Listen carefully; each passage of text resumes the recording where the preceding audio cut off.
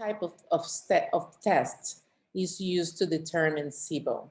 How do you know a person has SIBO?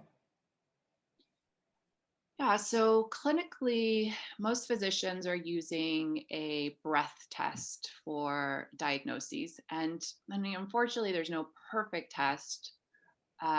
We would want ideally a culture of the small intestine aspirate, but it's really hard to get there, right? We could get a sample using endoscopy of the proximal small intestine. We could also get a sample of the end of the small intestine, the distal part, through colonoscopy, but we would be missing the whole middle part, which is about 17 feet. And that's obviously, we would be missing too many cases and it's invasive. So that's obviously not ideal.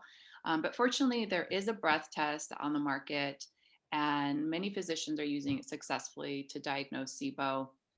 Basically, what it is it's detecting the gases that are made by the bacteria, hydrogen and methane gas. Um, up to now, we've had a test that can detect the hydrogen and the methane gas, not the hydrogen sulfide gas. But there has been a test just recently developed to detect this third type of gas, which is obviously very exciting for practitioners and patients.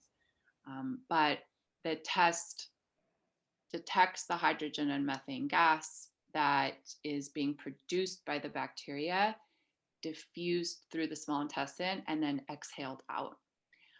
So the morning of testing, the patient drinks the sugary solution, whether it's lactulose or glucose, and that's after fasting for 12 hours and following a very special diet in order to basically starve the bacteria and be really hungry on testing day for more accurate results.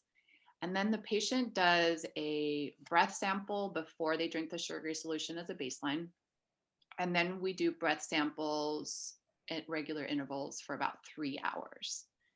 And what we know is that that sugary solution is traveling through the small intestine in the first 100 minutes, right? So if we see these gas levels go up above a certain limit in that time period, we diagnose with SIBO because we know those gases are coming from the bacteria in that small intestine.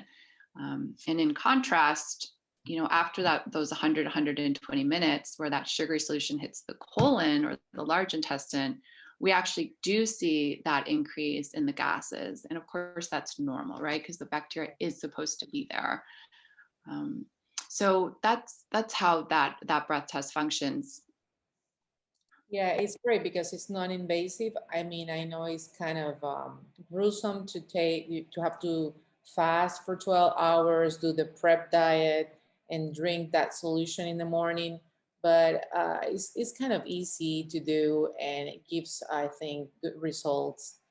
And the exciting part, like you said, is that new test that is also showing the three gases. And so, which test do you prefer, glucose or lactulose? Do you prefer one over the other? Yeah, so I use the 3-hour lactulose test clinically, and I think a lot of my colleagues do the same. And I think the reason for that is that although the glucose test is more sensitive, it's only good at detecting the bacterial overgrowth in that first part of the small intestine. And the lactulose, it's not as sensitive or accurate, unfortunately, but I still think it has enough sensitivity. It's able to detect SIBO all along the small intestine. And it just so happens that more commonly that overgrowth does happen in that distal part or the end of the small intestine. So the glucose test would just miss too many cases, I think. So I like the lactulose test.